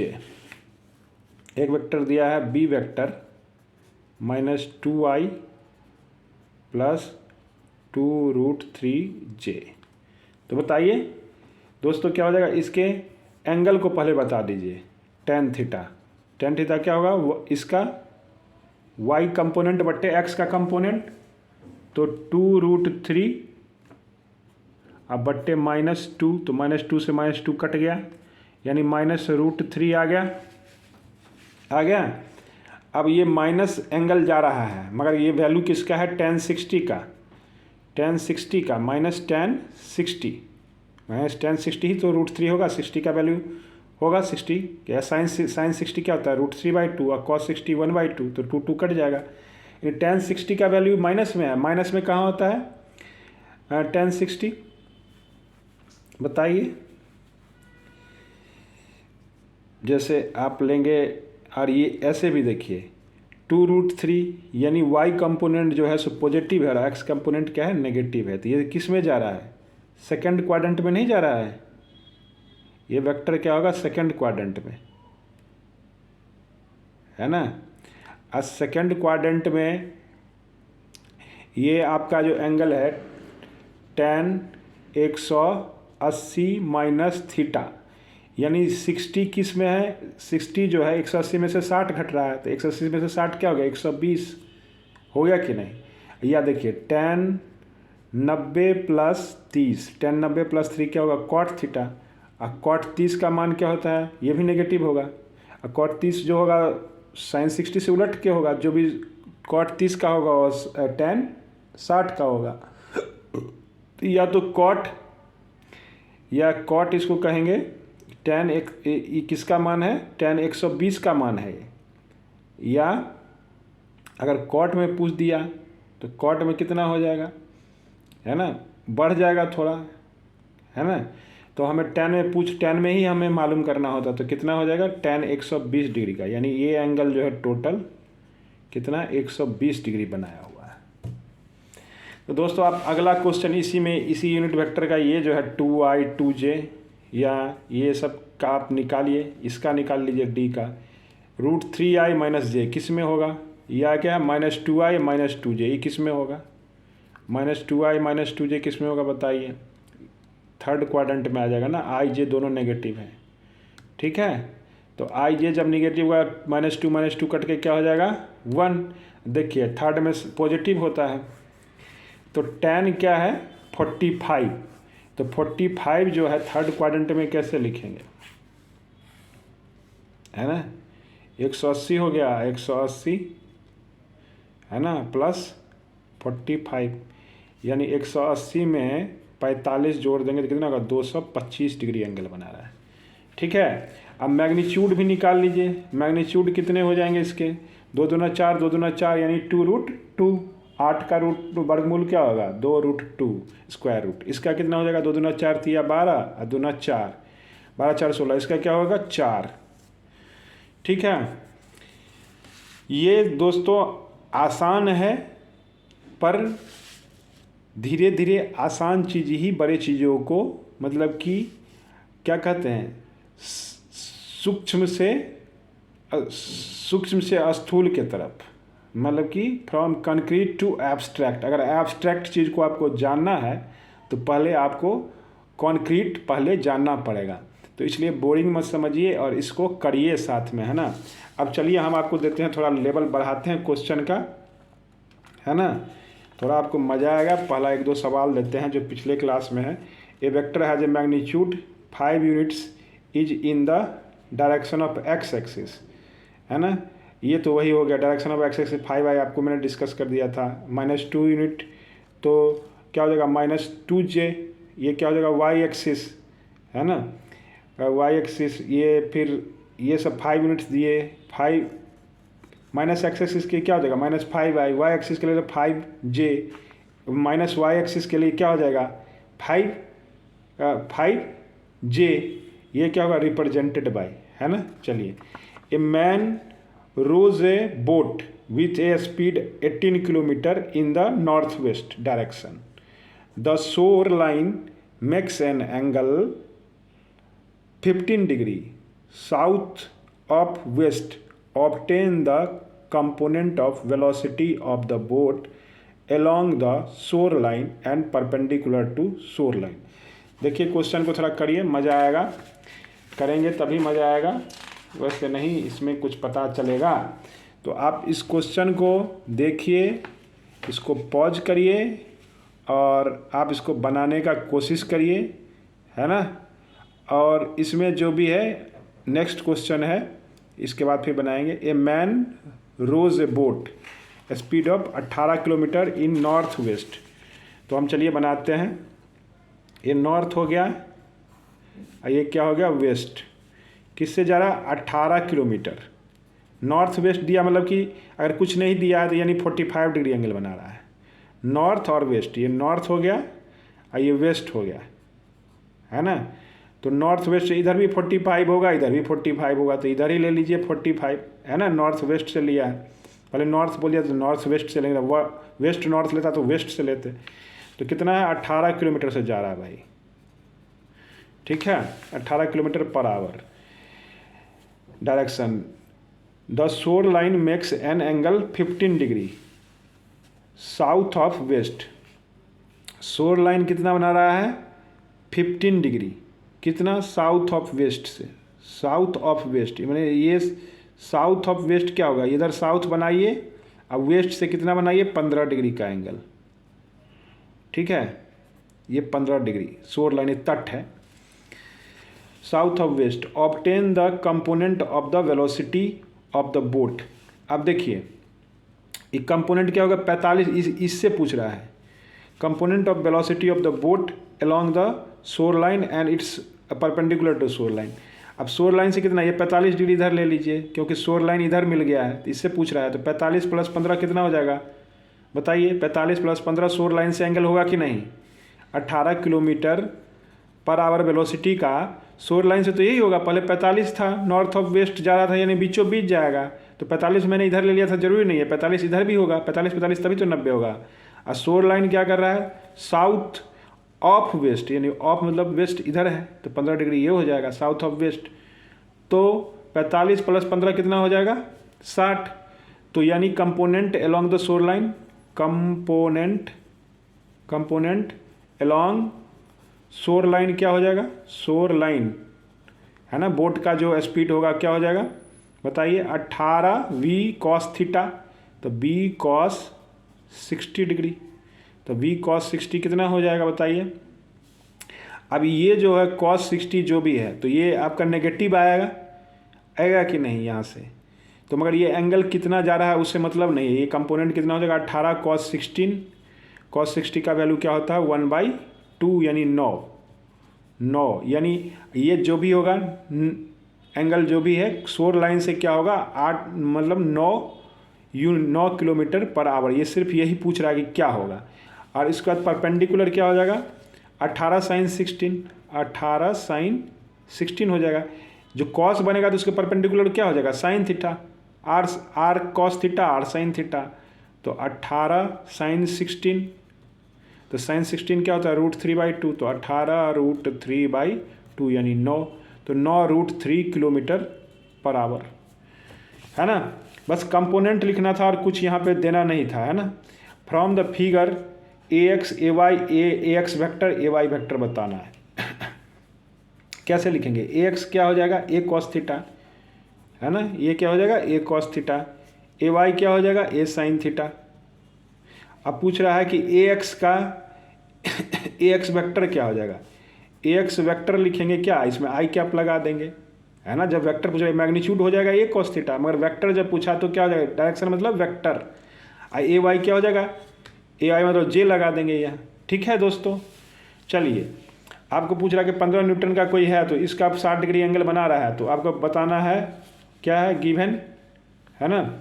ए एक्स क्या होगा, ए वाई क्या होगा, ए एक्स का वेक्टर क्या होगा, ए वाई क्या होगा। तो 15 का कर दीजिए 15 cos 16, तो 15 cos 16 आपका हो जाएगा ए cos ए एक्स। थोड़ा वीडियो लंबा जा रहा है, थोड़ा हम बना रहे हैं इसको, है ना, तो तेज़ी में, इसलिए क्षमा चाहेंगे सर। 15 cos 16 कितना हो जाएगा, cos 16 का वैल्यू 1/2 यानी 15/2, और ए साइन 16 हो जाएगा दूसरा, तो ए वाई क्या हो जाएगा 15 sin 16, तो क्या हो जाएगा 15 इंटू, है ना, 16 का वैल्यू क्या था √3/2, तो 15 √3/2। फिर ये क्या होगा, इसका वेक्टर के फॉर्म में कर रहा है तो ए एक्स वैक्टर पे क्या लगा देंगे, कैप लगा देंगे, है ना, तो 15/2i, ये क्या हो जाएगा ए वाई पे कैप लगा देंगे तो वेक्टर फॉर्म में आ जाएगा, है ना। ये ए एक्स वैक्टर पूछ रहा है, इस डायरेक्शन में ए वाई वैक्टर पूछ रहा है ना, तो यह वेक्टर ऐसे लिख दीजिए, ऐसे लिख दीजिए, ठीक है। तो ये क्या हो जाएगा आपका 15 √3/2j। दोस्तों अगला क्वेश्चन देखिए, गिवन दैट 3i 4j बराबर 3i इतना are the find the unit vector direction of a in direction of a. कह रहा है कि यूनिट वेक्टर इस डायरेक्शन में बताना है, तो पहले यूनिट वेक्टर इसको कैसे बनाएंगे, इसके मैग्नीट्यूड से पहले इसको भाग दे दीजिए, तभी तो यूनिट वेक्टर बनेगा। यूनिट वेक्टर ये नहीं है, कह रहा है कि ए का ए बराबर कोई वेक्टर है 3i + 4j, कह रहा है कि find unit vector in direction a के डायरेक्शन में यूनिट वेक्टर बताइए। तो ए के डायरेक्शन में यूनिट वेक्टर कैसे होगा, पहले इसका तो यूनिट वेक्टर बनाएंगे। यूनिट वेक्टर का डेफिनेशन ही क्या होता है, ए वेक्टर इज क्या, यूनिट वेक्टर यानी ए वेक्टर बट्टा मैग्नीट्यूड ऑफ वेक्टर, मैग्नीट्यूड जो होगा क्या होगा और ए वेक्टर, तो दैट इम्प्लाइज ये यूनिट वेक्टर कैसे बनेगा 3i + 4j कैप कैप कर दीजिए, इसका मैग्नीट्यूड होगा क्या, इसका x कंपोनेंट और y कंपोनेंट का स्क्वायर रूट यानी 3i, है ना, अब प्लस 4j, और 3i + 4j क्या क्या होगा 3 × 9 4 × 16 यानी 16 × 25, 25 का स्क्वायर रूट 5, यानी यूनिट वेक्टर ए कैप जो हो जाएगा वो हो गया 3/5i और 4j/5। अब नहीं विश्वास होता है तो इसका स्क्वायर करके देखिए, इसका मैग्नीट्यूड क्या होगा 1 होगा, 3/5 का स्क्वायर और प्लस 4/5 का स्क्वायर, देखिए 1 होता है कि नहीं, 3 × 9 = 25, 4 × 16/25, तो 16 × 9 25, 25 25 कट गया। तो यूनिट वेक्टर है, कहने का मतलब यूनिट वेक्टर क्या होता है, उसके मैग्नीट्यूड से उस वेक्टर को भाग दे दीजिए, अपने आप यूनिट वेक्टर बन जाएगा। उसी तरह से आप इसको निकाल लेना, है ना, या इसको जोड़ना, तो ये क्या है सेम ही चीज़ है ना, 3 और 4 है, ये 3 और 4 है, तो ये एक ही चीज़ है। कह रहा कि find A and B, A and B क्या ट्वाइस हो जाएगा, दोनों वेक्टर इक्वल वेक्टर है, इसमें कोई अंतर ही नहीं है, सॉरी इक्वल नहीं है, ये अलग अलग है दोस्तों। ये के है तो के है, तो इसका हो जाएगा आपका 3i/5 और 4k/5। अब इसका ए कैप बी कैप का सम क्या हो जाएगा, ए कैप + बी कैप, ये अलग अलग आ जाएगा, है ना। तो 3i 3/5 तो 3 3 तो 6 हो जाएगा, 6/5 हो जाएगा, पर ये क्या होगा 4j/5 और 4k/5। ये अब यूनिट वेक्टर नहीं रह गया, ये तो दो अलग अलग यूनिट वेक्टर का सम हो गया, दो अलग अलग डायरेक्शन में, ठीक है दोस्तों, समझ रहे हैं। चलिए अब हम क्या करते हैं, अगला question, find the velocity vector of a particle moving with the direction of R. तो कह रहा है कि फाइंड द वेलोसिटी, ये क्वेश्चन अधूरा है, इसमें find the velocity vector of a particle moving with the direction of R, इसमें कुछ क्वेश्चन में देना चाहिए, तो नीचे वाला देखते हैं। इफ ए बराबर 3i + 4j और 6i + 8j, find the vector having same magnitude as b and parallel to a. अब देखिए ये क्वेश्चन, देखिए ये बहुत अच्छा क्वेश्चन है। इफ ए वेक्टर क्या है 3i + 4j, B equal to क्या है 6i + 8j, दो वेक्टर है, find vector having same magnitude of B, है ना, बी के मैग्नीट्यूड के बराबर है बट पैरेलल है टू ए वेक्टर, है ना, बी के मैग्नीट्यूड के बराबर है बट पैरेलल है ए के वेक्टर की, यानी कि आपको कह रहा है कि एक वेक्टर में बताइए सी, वो मैग्नीट्यूड ऑफ बी के बराबर है बट पैरेलल है, पैरेलल टू ए वेक्टर। तो पैरेलल टू ए वेक्टर कैसे निकालेंगे, इसके अलग यूनिट वेक्टर कर दीजिए, इसका मैग्नीट्यूड निकालिए। पैरेलल क्या होगा, पैरेलल तो इसको यूनिट वेक्टर, इसके अलॉन्ग जो भी होगा उसको यूनिट करना पड़ेगा। आर अपने हैं तो आर के डायरेक्शन में करने के लिए तो इसके डायरेक्शन में यूनिट वेक्टर को ले आइए, इसका डायरेक्शन कैसे पता चलेगा। हम बताए थे कि किसी वेक्टर का डायरेक्शन कौन देता है, यूनिट वेक्टर। तो इसको पहले यूनिट बनाइए, यूनिट बनाने के लिए क्या करना पड़ेगा, इसको इसके मैग्नीट्यूड से भाग दीजिए। तो ए वेक्टर का यूनिट वेक्टर क्या हो जाएगा, ए कैप क्या हो जाएगा बताइए, 3i 4j है ना, अब बट्टे 3 स्क्वायर प्लस 4 स्क्वायर, ये यूनिट वेक्टर में कन्वर्ट हो गया। तो 3/5 i और 4/5 j। करा कि फाइंड सी वेक्टर जो कि parallel to and vector A के डायरेक्शन में है। तो ये सी वेक्टर ऐसे हो गया, यूनिट वेक्टर के डायरेक्शन में लिख दिए। तो अब इसको करिए, बी का कितना मैग्नीट्यूड है, 6 का बी का मैग्नीट्यूड, वेक्टर बी का मैग्नीट्यूड क्या हो जाएगा, component of X component of Y का स्क्वायर, यानी 6 का स्क्वायर प्लस 8 का स्क्वायर, 6 36 8 64 सॉरी, तो क्या होगा 100 का स्क्वायर रूट 10। तो ये क्या हो जाएगा, यानी सी वेक्टर जो निकालने के लिए करा, बी वेक्टर का मैग्नीट्यूड 10 हो गया और आपका 3i प्लस 4j है ना। अब बट्टे में क्या है, ये 5 है, तो 5 दूना के 10, यानी सी वेक्टर क्या हो गया दोस्तों बताइए, 2 3 6i प्लस 2 चौके 8j। ठीक है, समझने में नहीं दिक्कत होगा दोस्तों, आप बनाएंगे सब सही होगा, बस यूनिट वेक्टर का कॉन्सेप्ट लगाइए। ये साइड आपका ख़त्म हो गया और ये पिछला जो कुछ है थोड़ा बहुत रिवीजन कर लीजिए। ग्रेटेस्ट, ये हम क्वेश्चन बताए थे, greatest and least of resultant of 2 force acting at a point is 10 newton and 6 newton respectively. If each force is increased by 3 newton है ना, find the resultant of new force when acting at a point at an angle 90 degree with each other. तो कह रहा है कि दोस्तों greatest and least resultant of 2 forces, greatest and least of resultant of 2 forces. Greatest कब होता है, जब 2 वेक्टर क्या होता है एक ही डायरेक्शन में अगर लगेगा, एक वेक्टर है और दोनों का रिजल्टेंट ग्रेटेस्ट कब होगा, जब पैरेलल होगा। एंटी पैरेलल होगा तो क्या होगा, लिस्ट होगा। इधर भी खींच रहे हैं आप, उधर खींच रहे हैं, तो इसमें तो इनका दोनों का रिजल्टेंट कम हो जाएगा ना भाई, और बढ़ रहा था और पीछे से और भाग और भाग, तो ये दोनों का मैग्नीट्यूड बढ़ जाएगा। तो ग्रेटेस्ट और लिस्ट में क्या होगा, जो ग्रेटेस्ट और लिस्ट कब होता है, जब थीटा बीच थीटा का खेला है इसमें है ना।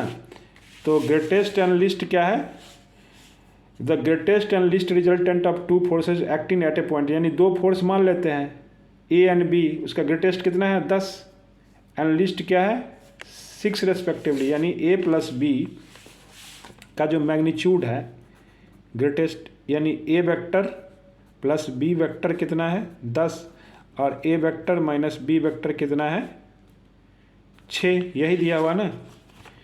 Greatest and least resultant of 2 forces acting A point is 10 and 6 respectively. If each force is increased by 3 newton find the resultant new force.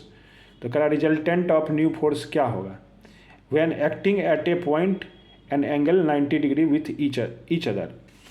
अब कह रहा है कि इसमें हम क्या कर रहे हैं, तो इसका पहले निकाल लीजिए, ए बी का वैल्यू निकालेंगे तभी तो उसमें ऐड करेंगे। तो ए से ए कट गया, 2a बराबर कितना हो गया 16, यानी ए बराबर क्या हो गया 8, यानी ए वेक्टर क्या था 8। तो ए बराबर यहाँ बी ए की जगह 8 रखें तो बी क्या हो जाएगा 2 हो जाएगा, किसी एक में रख दीजिए, तो बी का वैल्यू 2 हो गया। वो वेक्टर क्या था 8, देखिए 8 2 को पैरेलली करेंगे तो 8 2 10 हो जाएगा, अपोजिट करेंगे तो 8 में से 2 घट जाएगा, क्योंकि एंगल है ना 180 और क्या है 0 डिग्री। तो कह रहा है if each force is increased by 3 newton find the resultant new force. हर का क्या कर दिया 3 न्यूटन बढ़ा दिया, यानी 8 में ए को क्या कर दिया, ए में 3 जोड़ दिया तो कितना 8 3 11, बी में क्या कर दिया 3 जोड़ दिया तो कितना होगा 3 2 5।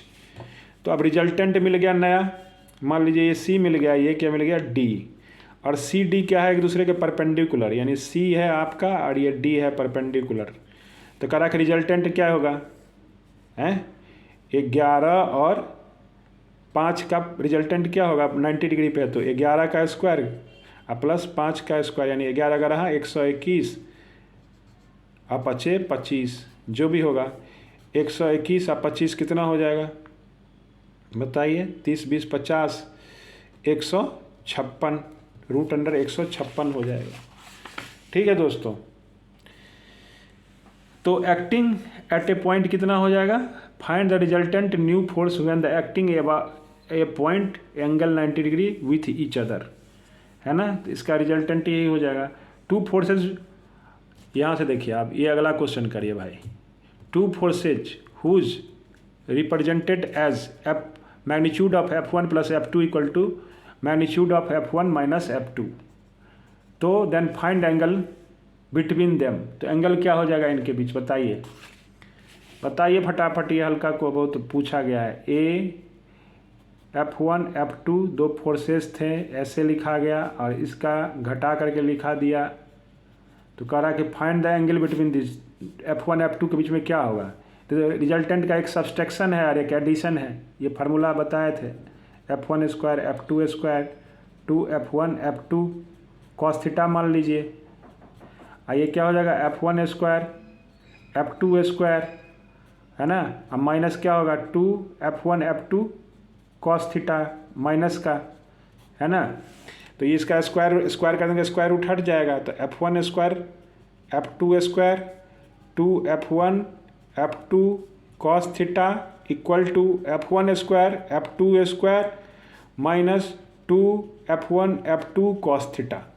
दोस्तों F1 square F1 square F2 square F2 square, ये 2F1 F2 कॉमन आ जाएगा, कॉस थीटा इधर आ जाएगा, यानी राइट साइड में क्या होगा 0 हो जाएगा, तो क्या होगा 4F1 F2 कॉस थीटा बराबर 0 यानी कॉस 90 हो जाएगा कि नहीं। ये 4F1 F2 क्या है नॉट 0, तो इधर 0 के इधर पहले भाग देकर इसको फिनिश कर दीजिए F1 F2 को, तो फिर भी 0 हो गया, यानी कॉस थीटा 0 यानी कॉस 90, यानी थीटा क्या हो जाएगा इसके बीच में 90 डिग्री होगा।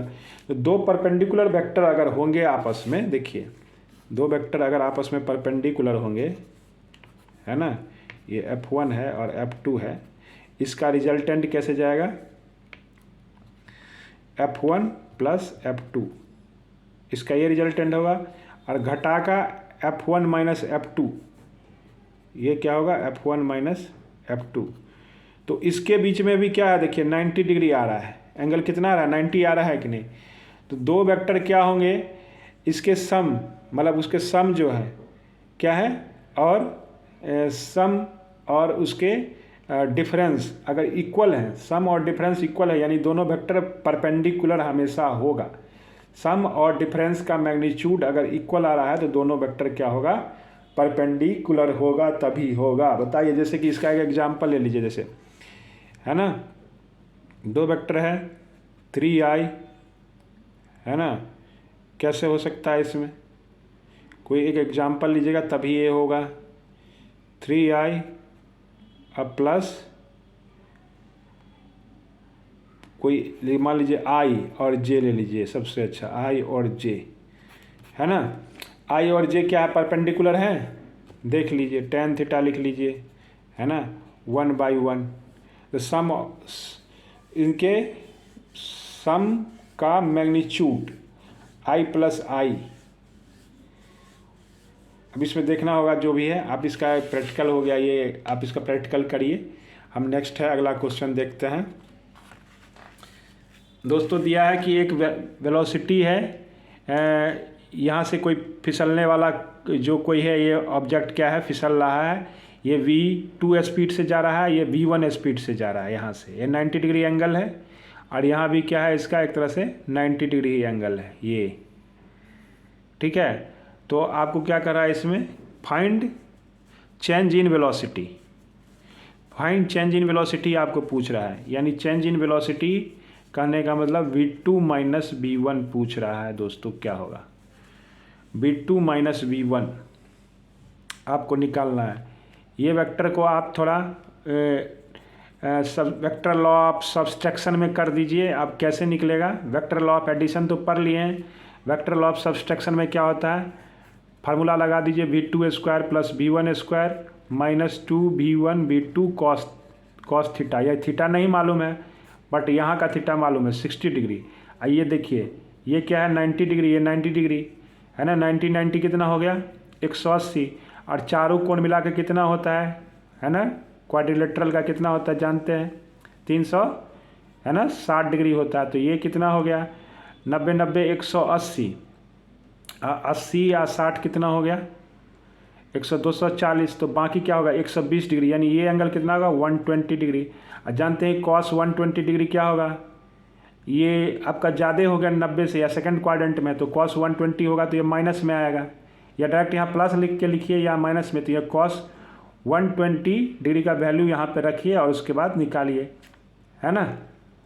वैसे भी देखिए ये ऐसे ही यहाँ पे दो जो वेक्टर था आपका, ये v ऐसे लाएंगे है ना v1, और इसको पैरेलली आप शिफ्ट करेंगे तो इसके बीच में आपका कितना है 120। तो ये एंगल हो गया, ये छोटा वाला एंगल कितना हो जाएगा, लीनियर पेयर अगर बन गया ये तो 120 में से ये 60 हो जाएगा तो एंगल तो हम लेते हैं ये स्मॉलर वाला एंगल लेते हैं।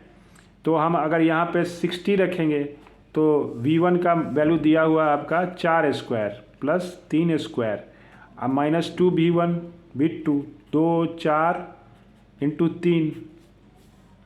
तो ये एंगल स्मॉलर लेंगे तब क्या हो जाएगा प्लस आ जाएगा, अगर लार्जर लेंगे तो ये क्या हो जाएगा अपने आप माइनस आ जाएगा, क्योंकि पैरेललोग्राम लॉ से ये एडिशन लॉ को फॉलो करेगा। दोनों वेक्टर को यहाँ ले आए, हमें v2 माइनस v1 पूछ रहा है तो v2 माइनस v1 क्या होगा, ऐसे में नहीं होगा, तब इसका एंगल क्या हो जाएगा 120 के लिए हो जाएगा, है ना। अगर हम इधर से लेंगे तो ये क्या हो जाएगा v2 माइनस v1, मगर यहाँ से लेंगे तो क्या हो जाएगा v1 प्लस v2 हो जाएगा। तो v2 माइनस v1 के लिए आप कितना लगाइए, यहाँ पे ये फार्मूला लगाएंगे माइनस का, बट यहाँ के लिए क्या लगाएंगे, ये दोनों स्मॉलर हो गया v1 और v2, तो यहाँ पे क्या लगेगा 60 डिग्री लगेगा प्लस वाला फार्मूला। तो क्या हो जाएगा बताइए, 4 चौका 16 और 3 तिया 9, 16 9 25 और 60 क्या हो जाएगा 2 2 चौका 8 3 24 है ना। और 24 और cos 60 कितना होता है 1/2, यानी कितना होगा 12। तो 16 9 25 12 कितना हो जाएगा 25 12 37, 16 9 25 12 दूना के 24।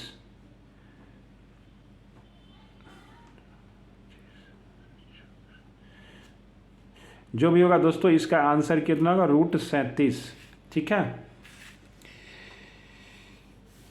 अब अगला क्वेश्चन देखिए, the magnitude and direction of the following vectors. ये तो हम क्वेश्चन बना लिए हैं, है ना। तो दोस्तों लगभग सारे क्वेश्चन हमने कर लिए हैं। एक क्वेश्चन ये रह गया कि इसमें तो था अलग, यहाँ दिया था f1 f2 के, यह प्लस में दे दिया है, तो इसमें भी क्या कुछ नहीं है, f1 square plus f2 square plus 2 है ना f1 f2 cos थीटा। तो इसके बीच में एंगल का रहा निकालने के लिए, तो यहाँ पे दोनों तरफ अगर स्क्वायर कर देंगे स्क्वायर रूट हो गया, इसका करेंगे फिर इसका हम क्या लिखेंगे f1 स्क्वायर, जैसे स्क्वायर रूट को हटाएंगे तो क्या हो जाएगा f1 का स्क्वायर प्लस f2 का स्क्वायर हो जाएगा कि नहीं।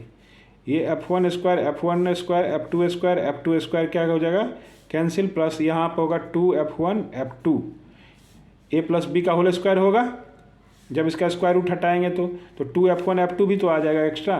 तो फाइनली यहाँ पे क्या हो जाएगा आंसर, इसका एंगल निकालना है तो 2f1 f2 है ना। सॉरी दोस्तों थोड़ा हम बना रहे हैं आपको, मगर ये सही बना रहे हैं, आप इसको थोड़ा ऐसा नहीं लीजिएगा। ये क्या हो जाएगा 2f1 f2 और इधर से 1 माइनस कॉस थीटा, इधर आकर के ये क्या हो जाएगा 2f1 f2 तो कॉमन आ गया है ना। तो 2f1 f2 इधर 1 है तो 1 माइनस कॉस थीटा बराबर 0। तो ये चूँकि नॉन जीरो है, इधर ला के डिवाइड कर देंगे तो 1 minus cos theta equal to 0, यानी कॉस थीटा कितना हो गया 1। तो कॉस थीटा किसका वैल्यू होता है कॉस 0 का, 1 किसका होता है कॉस 0 का, यानी थीटा जो है इसके बीच में कितना है 0 डिग्री। यानी दोनों वेक्टर क्या है पैरेलल वेक्टर का ये कंडीशन है, दोनों वेक्टर का मैग्नीट्यूड लीजिए या अलग अलग उनका मैग्नीट्यूड लीजिएगा तो इक्वल होगा, है ना। तो वो कोई वेक्टर के ऐसे होंगे थीटा उसके बीच में 0 होगा है ना, तभी ऐसा कंडीशन होगा। ठीक है, समझ रहे दोस्तों। तो ऐसा ये कि ये भी एक रिजल्ट हो गया, ये भी एक रिजल्ट होगा। जब भी आपको देगा तो इसमें 0 डिग्री धर दीजिएगा आंसर में, इसमें ऐसा में करिएगा 90 डिग्री उसमें आंसर होगा। ठीक है, ठीक है दोस्तों, तो धन्यवाद, थैंक यू, है ना। आगे कोशिश करेंगे कि हम अच्छा से अच्छा क्वेश्चन लाए। कंपोनेंट के बाद, वेक्टर के कंपोनेंट के बाद, रिजोल्यूशन, यूनिट वेक्टर जानने के बाद हम अगले चैप्टर में पढ़ेंगे डिस्प्लेसमेंट वेक्टर्स एंड उसके बाद पढ़ेंगे प्रोडक्ट ऑफ वेक्टर्स। उसमें 2 तरह के आएंगे वेक्टर, एक होगा डॉट प्रोडक्ट जिसे कहते हैं स्केलर प्रोडक्ट ऑफ वेक्टर्स, जिसमें हम क्या करते हैं वेक्टर के, जैसे इसका यूज बहुत सारा होगा, मैकेनिक्स में जाएंगे, वर्क डन निकालने जाएंगे। और जो क्रॉस प्रोडक्ट होता है वो क्या देता है, किसी वेक्टर को क्रॉस प्रोडक्ट क्या देता है, 2 वेक्टर को वॉल्यूम, यहाँ से इसमें क्या होता है एरिया का एक सेंस आता है डॉट प्रोडक्ट में। ठीक है, तो स्केलर प्रोडक्ट कहते हैं। और क्रॉस प्रोडक्ट देता है, एक वेक्टर देता है। Dot product is scalar product and cross product is vector product. तो इस चीज़ के बारे में हम डिस्कशन नेक्स्ट चैप्टर में करेंगे, नेक्स्ट टॉपिक में करेंगे।